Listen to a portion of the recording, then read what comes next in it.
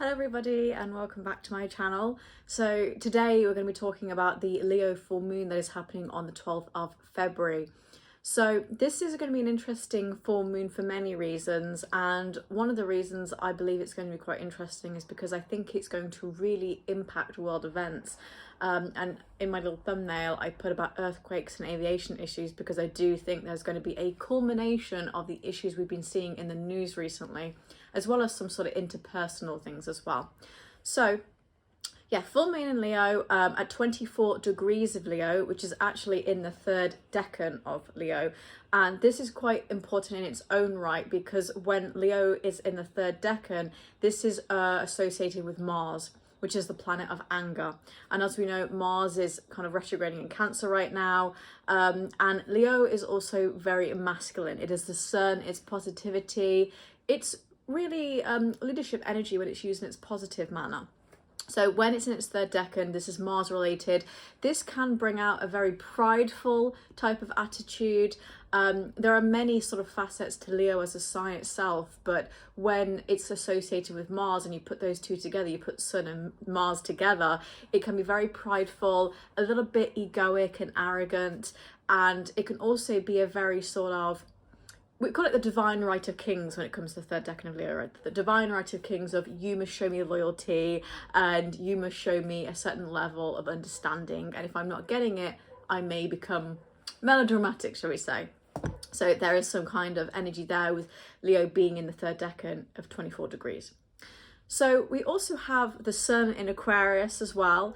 And interestingly, I thought it was good to point out that although the sun is in Aquarius and that's very innovative and interesting, it is in its detriment. We actually have a lot of planets right now that are in their detriment. We have the sun in Aquarius, we have Jupiter in Gemini, Mars retrograding in Cancer, and Venus in Aries, and on the 18th we'll have Mercury in Pisces, which is also not good as well. So we have a lot of planets right now that are in their detriment, which can cause a real sort of fogginess over the mirror and a lack of clarity because we're not able to communicate in the way we want to, and it can be a little bit sort of, it's not great. In addition, the sun in Aquarius is conjunct Mercury in Aquarius, and this is not uncommon, but this also will talk about how important communication is right now for this full moon as well. And again, when you're taking a very prideful divine right of king stance with something, you sometimes don't communicate in the way that you want to. You know, when you're so annoyed or angry about something, you're like, I'm so angry, I can't even speak, can't even get my words out, and it can be sort of a emotional sort of turbulent time for certain people. I'm not going to say it's going to be really emotional time because I don't think it's emotional as such, but it's just what I say, you know, when a baby sits on the floor and screams and you're like, you're being a bit melodramatic, it's fine, you're okay. I think there's that kind of energy. For certain zodiac signs that I'll talk about later, it also feels a little bit about like a painter that is just decided they don't like their art piece and decide to just slash it up. And it's like, right, start again. That's that kind of energy. So yeah, the sun in Aquarius conjunct Mercury in Aquarius will bring into light the most important facets of communication right now. Again, and also about communication that is innovative. So new ideas, ideas that maybe don't work and we think, okay, let's just leave that, or very experimental kind of ideas.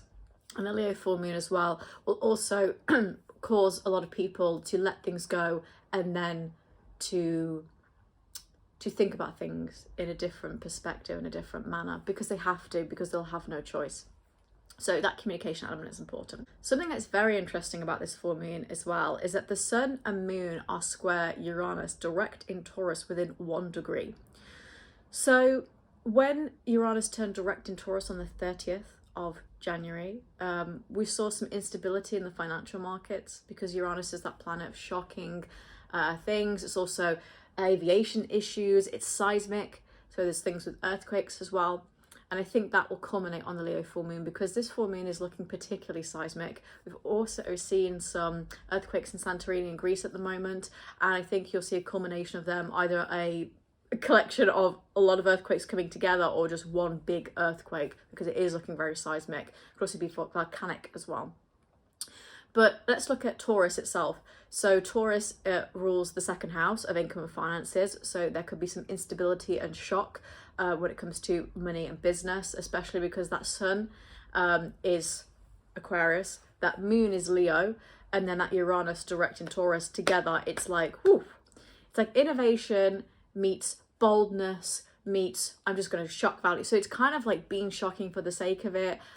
So I wouldn't be surprised if the stock market is a little bit unstable. I actually sort of track the stock market myself, and it's kind of been everywhere. You know, you saw a real dip with Nvidia stocks when it came to, you know, Chinese AI system of DeepSeek, which is kind of like ChatGPT, or it's kind of like an open AI type of copy.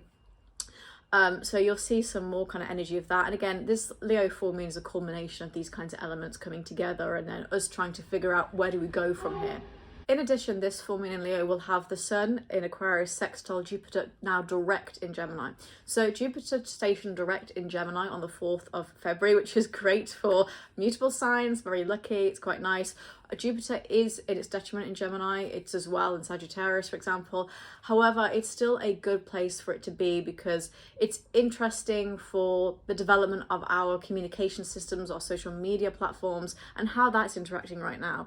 I said that we would probably see more innovative ideas when the Sun in Aquarius met Jupiter direct in Gemini when it came to things like TikTok, and seeing how their different deals can be levied and how we see and approach social media and communication issues. I think there's definitely a evolution happening right now when it comes to the way that ideas are not only marketed on social media, but also how they're spread as well. So freedom of speech and how people are actually stepping up and communicating as well. So all this to say is quite an interesting time. The North Node, Saturn and Neptune are all in Pisces still, so that having that in the background brings a lot of maturity to the kind of spiritual matters of communication and innovation, and again, maybe trying to quell some of the pride and arrogance of the divine right of kings of the third decan of Leo. And it's kind of similar to the Aquarius moon, really, when we had that cluster in Pisces. We had that conjunction of like the North Node, Saturn, Neptune and Venus all in Pisces, adding this very dreamy, almost, I don't really know what I'm going, you know. Some people said to me, like, I just feel a bit like high. Just like, I feel like I'm in that energy, and that does kind of affect you because you're trying to seek a more mature spiritual path in life, trying to say, hey, I want to work a plan. But in the background, there's all these things that are kind of giving a depressing energy. Again, all these planets in detriment that are not helping. So having all of this energy of being like, hey, I'm going to be mature and spiritual, and adding that all to this full moon, this can mean a bit of a fight without care, rebel without a cause, James Dean style, you know, kind of like I'm going to be trigger happy and a fight without care because, you know, with the Sun in Aquarius and the Leo full moon, this is like very the Hierophant tarot card, right? It's like I'm going to go against society and just do whatever the hell I want, which is why you might see some instability in markets like finances and business when, you know, the Sun and Moon are squaring Uranus direct in Taurus. So there's going to be some kind of interesting energy there. These are all sort of ideas and themes that I think will be explored coming up to the full moon, you know, sort of around the 8th, 9th, 10th, 11th, 12th, and then a couple of days thereafter. But really, I think it's culminating on the full moon when we see those specific aspects. I also want to mention that when the Sun squares Uranus, this is quite an interesting sort of transit because it's often people that reject authority and kind of try to rebel, again, a fight without a cause. And so if there's issues when it comes to things like seismic activity, aviation issues and what have you, there's probably going to be a lot of energy where people are getting really fearful, and because they're fearful, they'll then try to rebel against authority because they're like, well, you can't protect me. And it becomes an issue. I've already seen a lot of videos, and maybe they can be marked as conspiracy theories about you know, aviation issues being a larger part of a larger agenda to keep people grounded and to not travel and to kind of keep people in a bubble. I don't really think that's true at all, but there's definitely a rebellious aspect to the Sun squaring Uranus, and having that with this Leo full moon is kind of like, there's a real bite to this one, you know. So all this to say, I do think that this full moon is going to be quite, you know, dramatic main character energy because it's Leo, and I say that with love. It is very sort of I am the main character. There's also quite a few aspects to this full moon that are causing some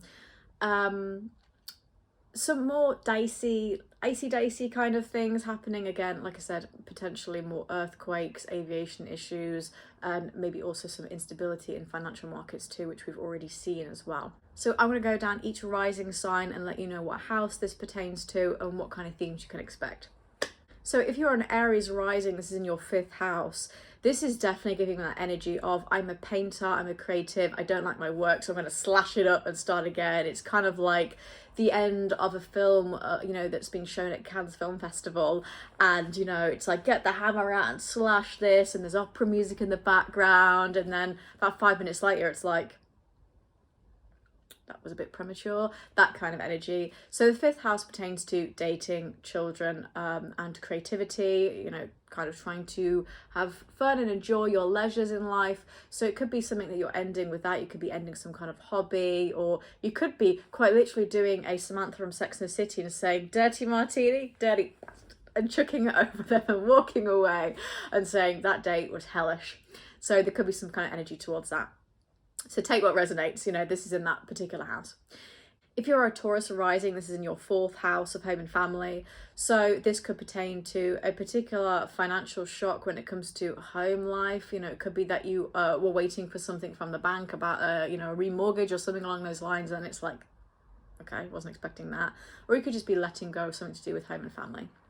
If you are a Gemini, this is the 3rd house of communication and productivity. Obviously, Jupiter is stationing direct in Gemini right now in that 3rd house. So you might find that your communication kind of qualities are amplified right now. Could find that you need to end some kind of period of communication with somebody, go no contact, for example. Or this could be some kind of like dramatic shake-up of your day-to-day routine.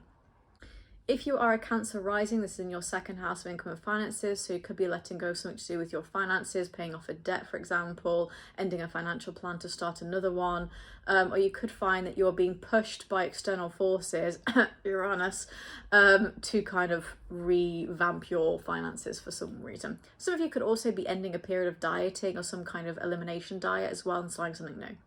If you are a Leo rising, then this is in your 1st house of self because Leo full moon.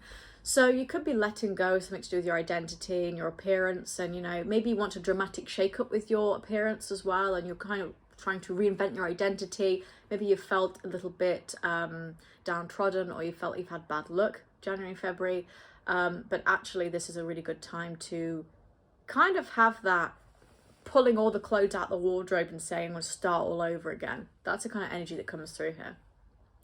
If you're a Virgo rising, this is in your 12th house of mental health and sort of subconscious mind. I do think that this is an interesting energy when it comes to the Leo full moon, because you could be doing something different when it comes to your mental health, like a routine. You could have particularly shocking kind of emotional outbursts perhaps, and people around you are like, okay. I don't think Virgos tend to do that kind of thing. Virgos are more sort of like, I'm going to psychologically maim you, and they're less so screaming in your face. So it could be more of a screaming and crying in your bedroom and no one knows about it kind of energy. But it's more, let's think about the positives here, but it's more about kind of revamping your mental health routine for the better, really. But it does also, it hints to some drama going on there. If you are a Libra rising, this is in your 11th house of social networking and friendships and contacts. So this could be a letting go of a social contact or a friendship, for example. Could be one of those kind of dramatic little fights you have with somebody and then it walks away and then you're like, okay, I don't really know what that was about. I don't know why, but there's just some kind of outburst energy that I get from this full moon. Some of it can be really quite good, but a lot of it I just think, girl, you look a fool, that kind of energy that comes out. If you're a Scorpio, this is in your 10th house of career, so you could be letting go of some facet of your career. You could be particularly frustrated about the finances and salary of your career, especially with Uranus as well. So it could be sort of like, I'm going to storm into my boss's office and ask for a raise type of energy. I don't see that's what you're doing, but it's that kind of mental energy that you might be feeling right now. If you're a Sagittarius rising, this in your 9th house of spirituality, travel and study, you could be letting go of a period of study or a period of traveling. You might be really completely fearful of traveling because of the aviation issues. You could be thinking, well, I'm not getting a plane to save my life, quite literally, and feeling maybe like that. But with a lot of the planets in Pisces as well, especially the outer planets in Pisces, I think that you're more trying to get intact with your spirituality and that spiritual routine. So you're kind of letting go of certain facets of things that don't serve you anymore and then moving on to new things.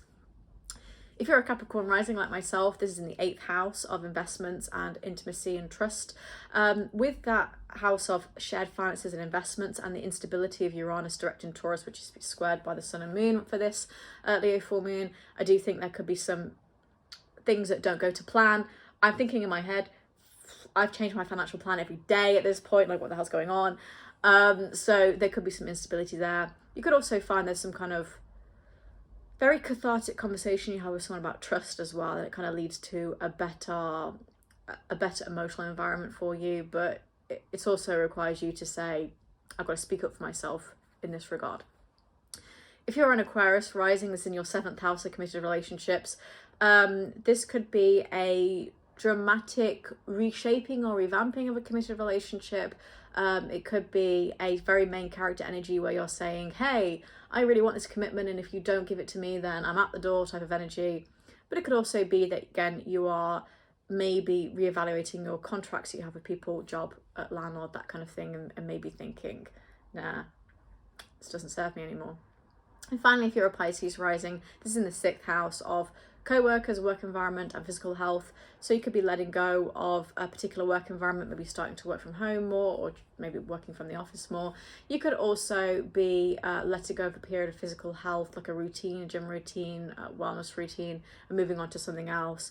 And you're kind of really focusing on the aesthetics. It's less so the wellness internally, holistically, I think it's more of an aesthetic thing here. And you're kind of focusing on, hey, summer body, that kind of energy. So all these rising sign the houses I mentioned, these are very vague and sort of general, so take what resonates to you, but these are some of the themes that could pop up with this Leo full moon. Kind of go back and see what I've talked about with the Leo full moon and the specific aspects, and see how that might pertain to what you're doing in your life. But generally, I think this is probably not going to be a terrible full moon at all. It's not going to be the best full moon. I do think it can and probably will bring a little bit of drama, you know, a little bit of spice added to life, which some people might find exciting right now after the slog and slow kind of pace of January, and others will think, I've got about a week left in my life right now. So we'll see. It depends what kind of person you are. So I hope you enjoyed that video, and if you did, maybe give it a like. That would be much appreciated, and I will see you for the next video. Bye.